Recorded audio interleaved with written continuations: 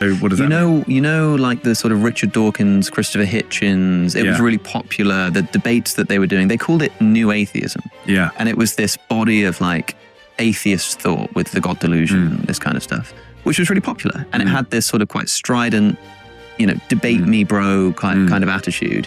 And I was really swept up by that. I thought that was really exciting and cool.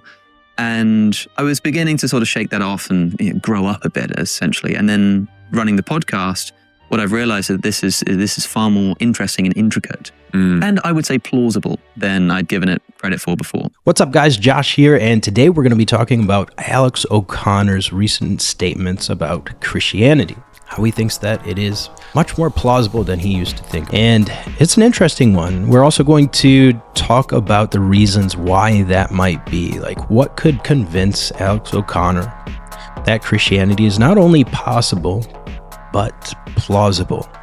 All right, let's jump right into it. I talk about this and I debate this all the time, and I debate whether Jesus was God or whether he even claimed to be God and all of this kind of stuff. But for me, the undeniable thing is that there's this extraordinary historical figure who did something extraordinary. And there's something really weird that happened that caused a bunch of people to start quite early on worshipping him, which is a very strange thing to do to a human being, especially in a Jewish culture.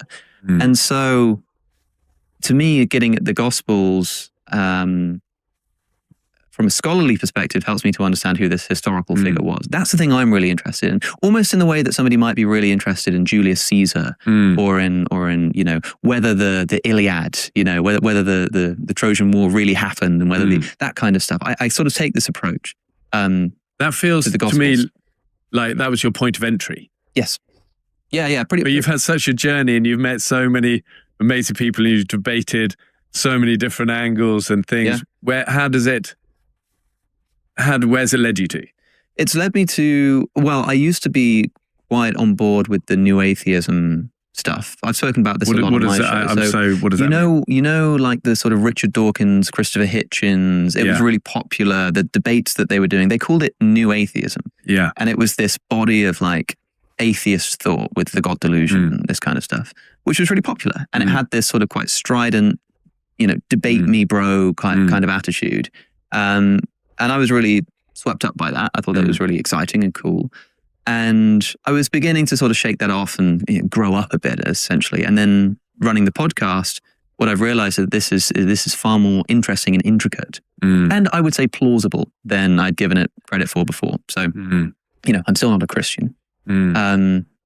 So Christianity is far more interesting and intricate, and I would say more plausible than I'd given it credit for before. Wow. So we've seen Alex go from idolizing new atheists like Christopher Hitchens and Richard Dawkins to, I think, discovering their shortcomings, discovering their weaknesses. And I think he's realized basically that it doesn't really make sense to go to people with no background in theology, philosophy, metaphysics, for answers to questions that require those areas of expertise, or at least one of the three. That is, if you want to become, let's say, a cattle rancher, who do you go to for advice? Do you go to a sports analyst? Do you go to a theologian? No, you go to a cattle rancher who has a wealth of experience and knowledge in that particular area.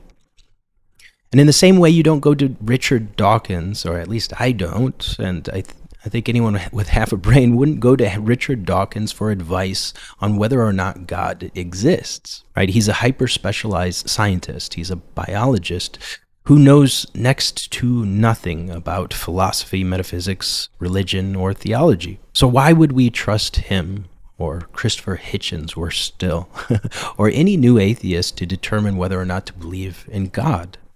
Unless they have a background in philosophy, theology, metaphysics, at least one, or ideally a couple of those or more, it just doesn't make sense to me why you would go to them for advice on something that requires that type of expertise. And that's not to say that you can come to a belief in God without that expertise. You certainly can. But it doesn't make a lot of sense if you're trying to get evidence for God's existence to go to someone who actively ignores philosophy, metaphysics, theology, religion. And I think this is why Alex O'Connor considers Christianity plausible. I think that he's actually delved into those areas enough to understand that the Christian worldview, it's not only possible, but it's plausible. So when Richard Dawkins, for example, when he talks about genes, when he talks about DNA, I listen to him, right? When he says things like DNA, it's a literal code, right? I listen to him and I actually believe that because he has a real depth of experience in that area. And by the way, nowhere in our reality have we encountered code or language of any form without there being intelligence behind it. There is no such thing as code or intelligence without mind, without a mind behind it. And DNA, according to Dawkins himself, is code. Literally, it's code. But another thing that could contribute to Alex's evolution from new atheist skeptic to a philosopher who considers Christianity not only possible but plausible is the fact that the vast majority of the world's greatest scholars, philosophers, scientists, metaphysicians, theologians, obviously, etc., theists. The vast majority of the world's greatest scientists were theists. The majority of the most foundational figures of modern science were theists. And that should give you pause for thought, at very least.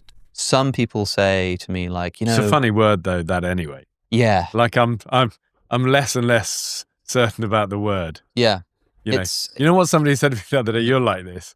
The period of greatest growth ever in the history of the church was from 33 AD to 350. Yeah. And during this time, there was no church buildings, no sermons, but no singing, and no Bible.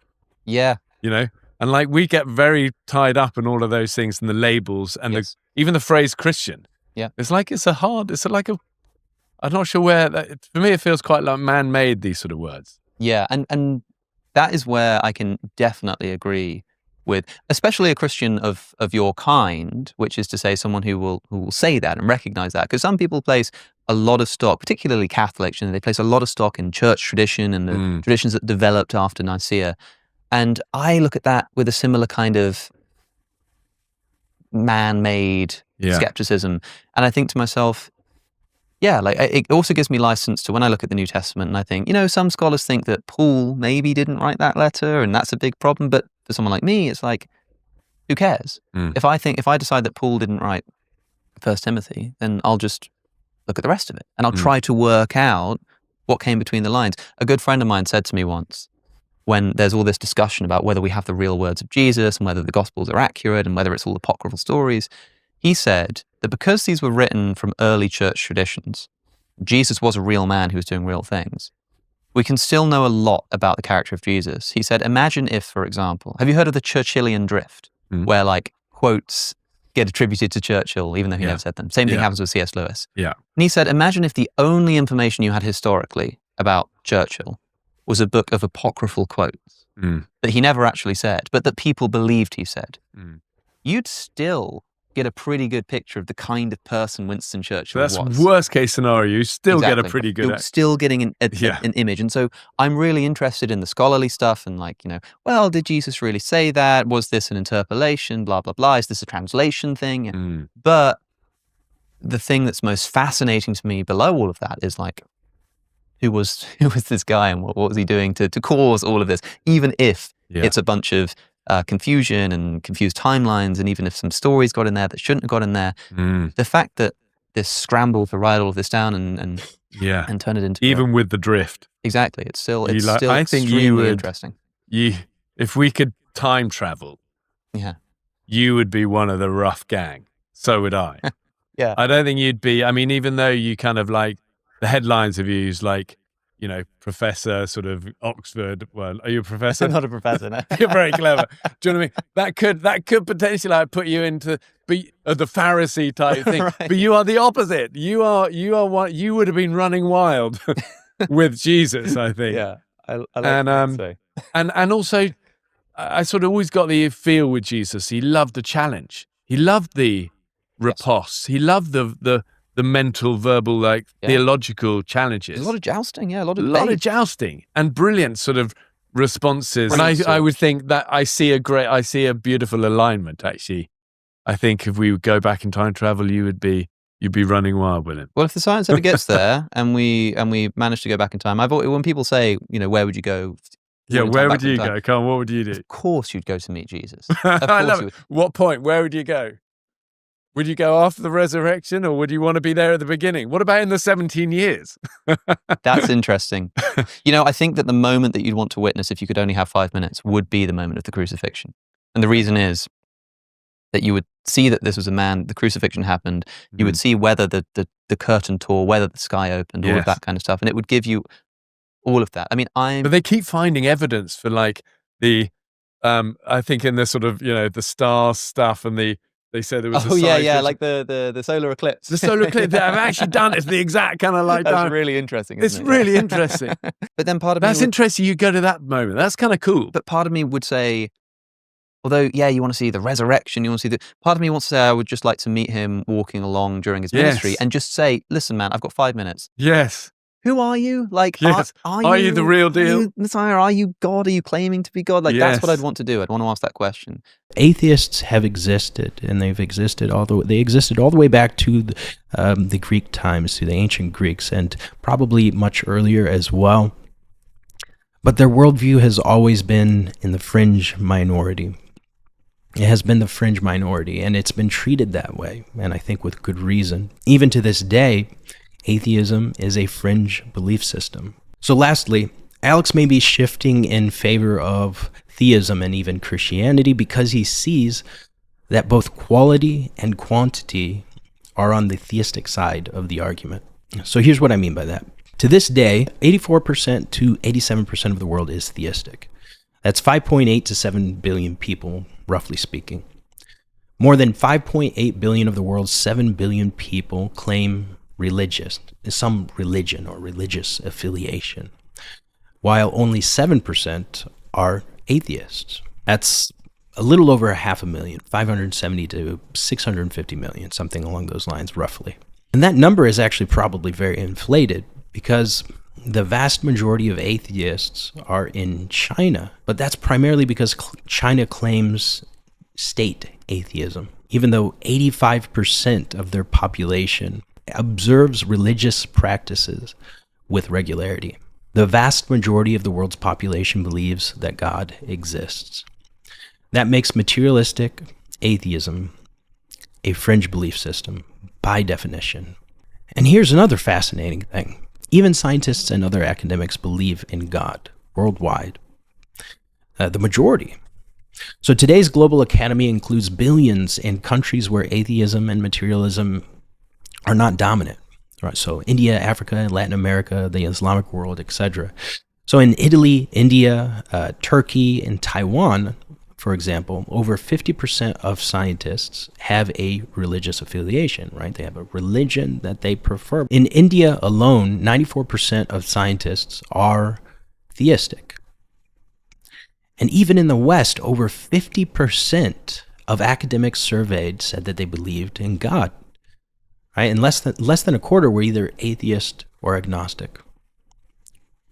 Now, doctors, here's another interesting one. Doctors tend to be scientifically minded people, but also religiously minded people. Right? 90% of doctors in the United States attend religious services at least occasionally, compared to 81% of all adults. And that same study found that 76% of doctors said that they believed in God. Just over half of scientists, 51%, this one's really interesting, over half of scientists, 51% say that they believe in some form of a deity or higher power. Specifically, 33% of scientists say they believe in God. 18% believe in a universal spirit or higher power. And by contrast, 95% of Americans believe in some form of deity or higher power. This is the Pew Research Center. And more than 8 in 10 Americans, 83%, say they believe in God, and 12% believe in a universal spirit or higher power. So here's what I think is happening. New atheism is fading into oblivion. because, or at least back into the very fringe, not really listened to a minority.